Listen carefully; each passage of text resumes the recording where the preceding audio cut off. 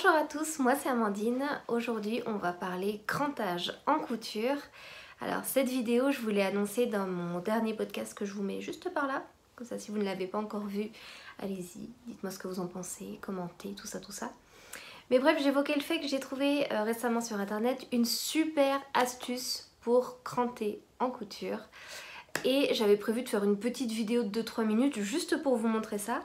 Puis en réfléchissant, j'ai eu envie de faire une vidéo finalement un peu plus complète. Du coup, pour ceux qui ne venaient que pour ça, je vous mets en description le minutage de chaque chose que je vais évoquer dans cette vidéo et surtout le minutage de la fameuse astuce.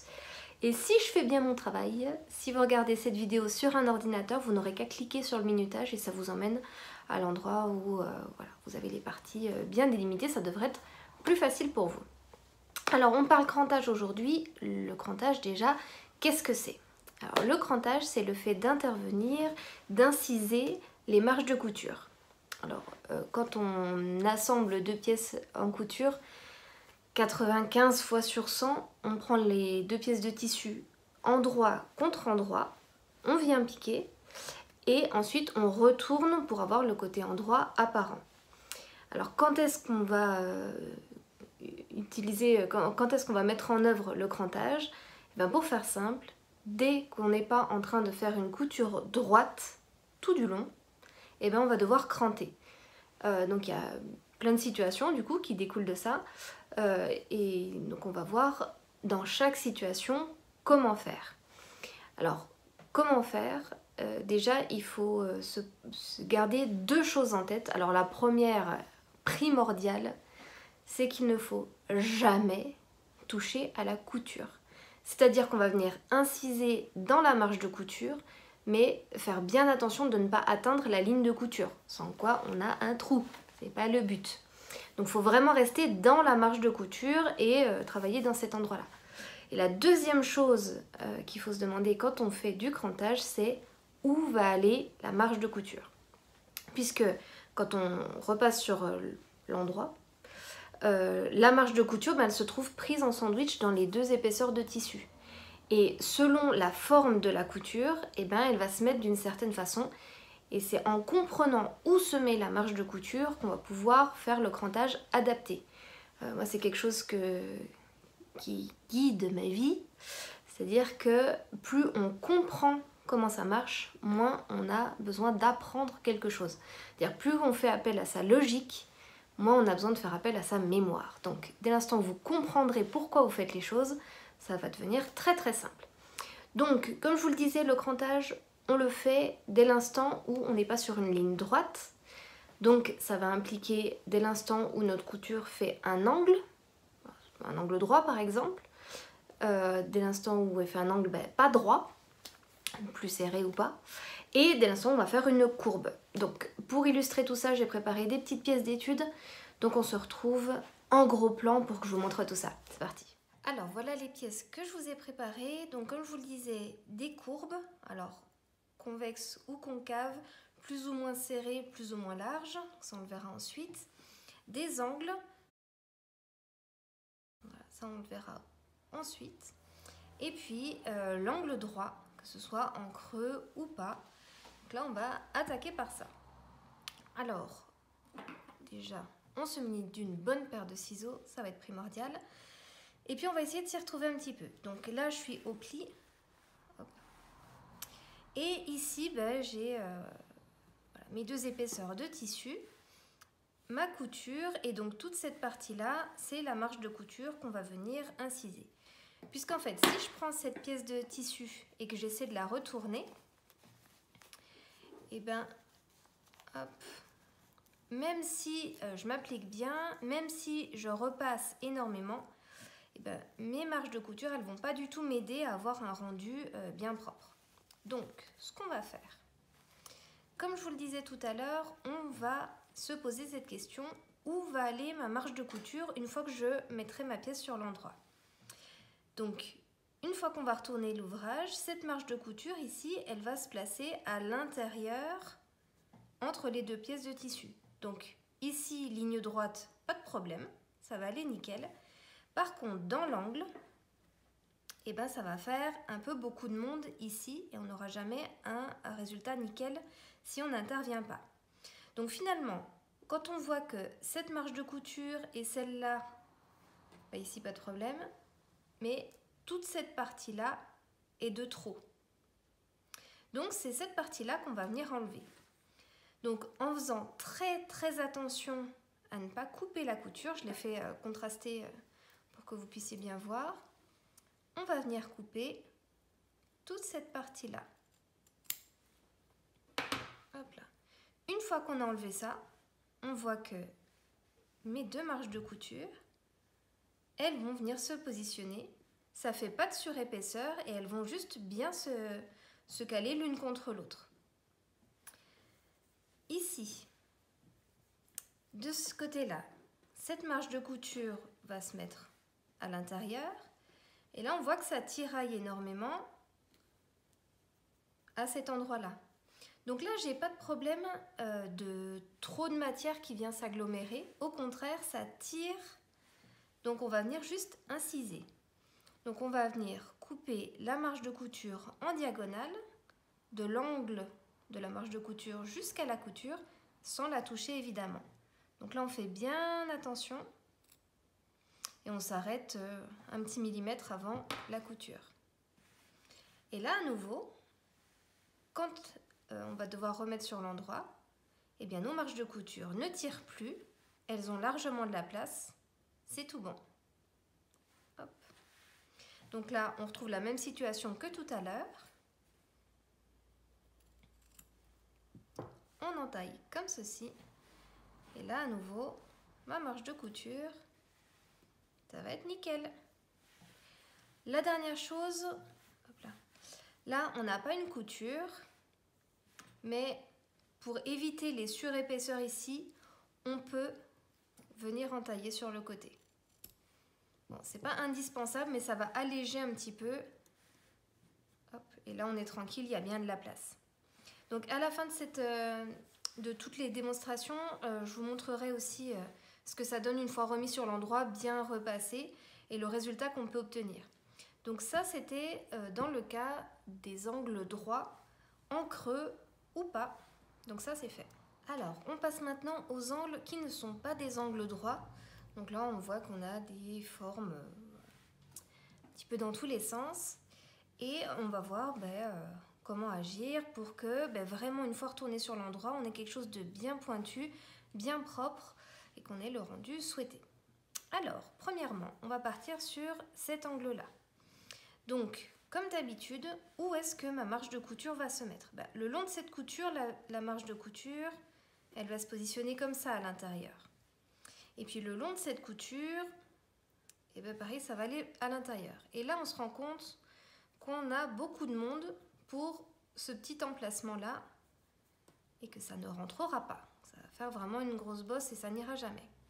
Donc, on ne va pas se contenter de dégarnir l'angle parce qu'à ce moment-là, on aurait encore trop de largeur de tissu par rapport à l'angle qui est ici. Mais on va vraiment aller bien au-delà. Donc, on va toujours en faisant attention de ne pas couper la couture. On va vraiment y aller. Donc là, en venant un peu raser la couture. Et là, à ce moment-là, quand on va devoir retourner sur l'endroit, il y aura largement de la place pour tout ce beau monde et ça va bien se positionner. Ici, on se retrouve dans le même genre de situation que l'angle droit tout à l'heure en creux. Et on va faire la même chose, on va juste inciser jusqu'à la couture, donc jusqu'à l'angle, à peu près 1 mm. Voilà. Et là, comme tout à l'heure, nickel, il y aura de la place pour tout le monde. Hop. On passe à l'autre angle, bon, même principe. Hein. Hop.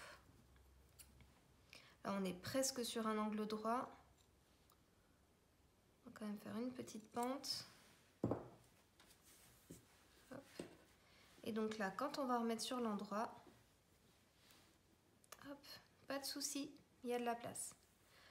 Là, à nouveau, on est sur un angle très serré, ce qui explique qu'on a une longue distance ici, qu'on va venir couper tout simplement jusqu'au creux.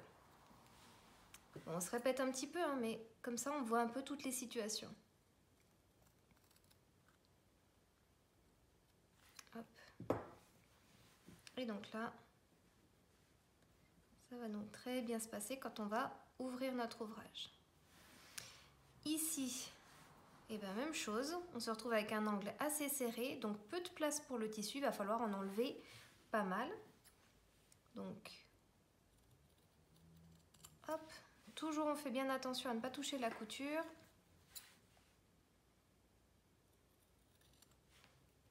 Voilà.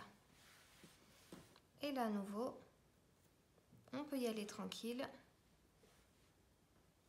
Bon, ça rendra mieux compte une fois que ce sera retourné, mais ça c'est tout bon. Là on a un angle qui est un petit peu plus ouvert que l'angle droit de tout à l'heure.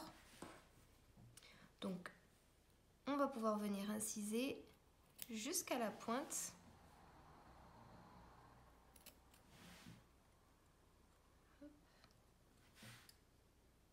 Donc j'arrive à voir ce que je fais.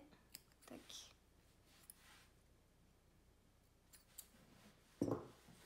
Et donc, en rangeant tout ça, c'est tout bon. Donc là, encore une fois, il n'y aura plus qu'à retourner, bien repasser, bien repousser les angles. Je vous montrerai le résultat à la fin. Alors, on se retrouve maintenant sur un exemple de ligne courbe. Donc j'ai essayé de vous montrer des coutures concaves, convexes, plus ou moins serrées. Donc on va essayer de voir ça. Donc ça c'est une des coutures qu'on va retrouver presque systématiquement, puisque ça va correspondre à une encolure, à une emmanchure. On a souvent des formes arrondies puisque eh bien, le corps est courbe, donc il faut suivre un petit peu tout ça. Donc pareil, on va toujours se demander comment va se positionner ma marge de couture. Alors premièrement, on va partir sur cette couture-là qui peut correspondre à justement une encolure, une emmanchure.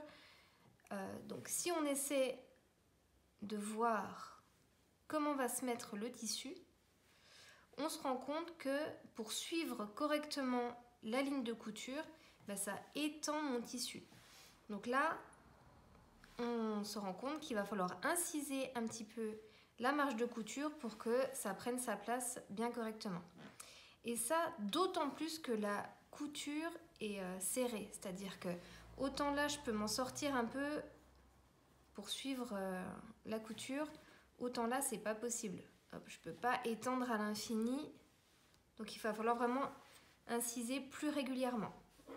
Donc pour inciser, toujours pareil, on fait très attention à ne pas toucher la marge de couture. Et on va venir faire des petites entailles. Plus la courbe est serrée, plus il faut faire des entailles proches les unes des autres. C'est-à-dire que là, on va se retrouver vraiment dans le coude de notre couture, donc on va faire des entailles très très régulières. En fait, plus on va faire des entailles régulières, plus la courbe sera vraiment arrondie et on ne verra pas de petites hachures. Tac.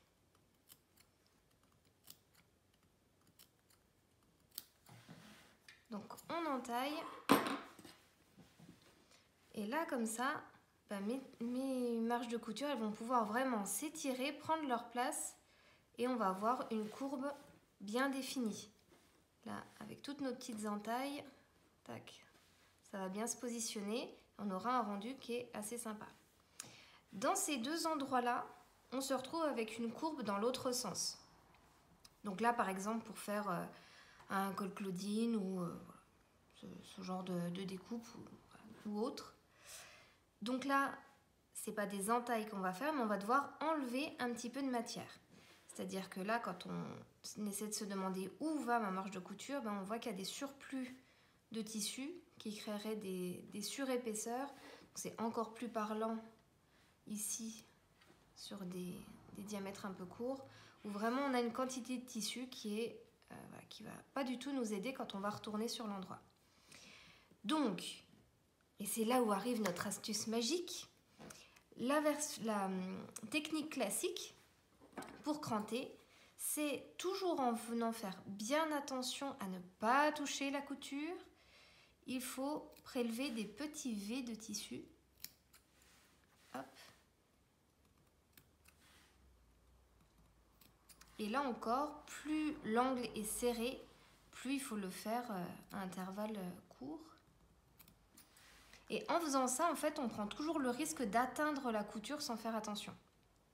Et donc, la super astuce, c'est au lieu de s'y prendre comme ça, un coup de ciseau dans un sens, un coup dans l'autre, c'est de prendre le tissu de l'autre côté, le pincer, venir présenter les lames donc suffisamment loin de la couture, mais une fois que la couture est engagée, eh ben, on n'a plus de risque de couper au mauvais endroit, et de venir inciser ici.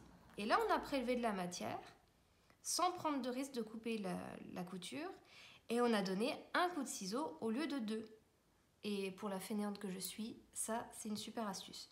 Donc, je vous remontre. On vient pincer, on coupe, et ça y est, c'est fait.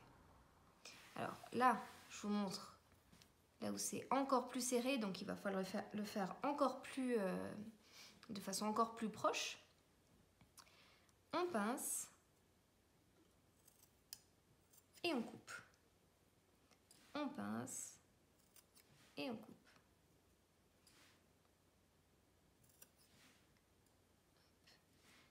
Et le fait de plus prendre de risque de venir couper la couture et puis de réduire le temps de crantage de moitié, et bien ça c'est top. Hop. Là on a fait nos entailles régulièrement, on n'a plus qu'à retourner, repasser et ce sera magnifique. Donc je vais faire ça, je vais repasser tous nos petits exemples et puis je vous montre le résultat tout de suite. Alors une fois bien repassé, voilà ce que ça donne. Donc on a nos formes qui sont vraiment nickel. Si on devait rematérialiser un petit peu nos marges de couture dans ce cas-là, alors étant donné les entailles qu'on a faites, elles se positionnent, hop, j'espère que vous verrez, hop, en fait je passe dessus, hein, j'invente rien, ici on est comme ça,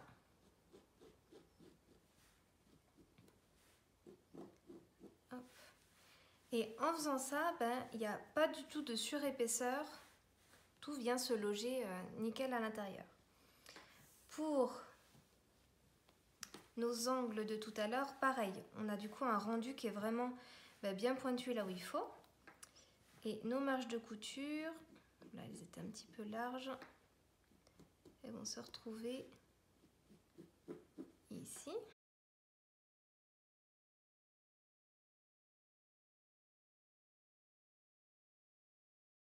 Là encore, pas de surépaisseur. Ce qu'il faut bien se rappeler, plus l'angle est serré, moins il y a de place à ce niveau-là, donc plus il faut en enlever au niveau des marges de couture. Et puis, peut-être le résultat le plus doux, le plus marquant, ça va être sur les arrondis où vraiment on a des courbes qui sont très très douces. Que même dans les diamètres un petit peu serrés comme ça, même là on a quelque chose d'arrondi de pas mal. Et là la marge de couture,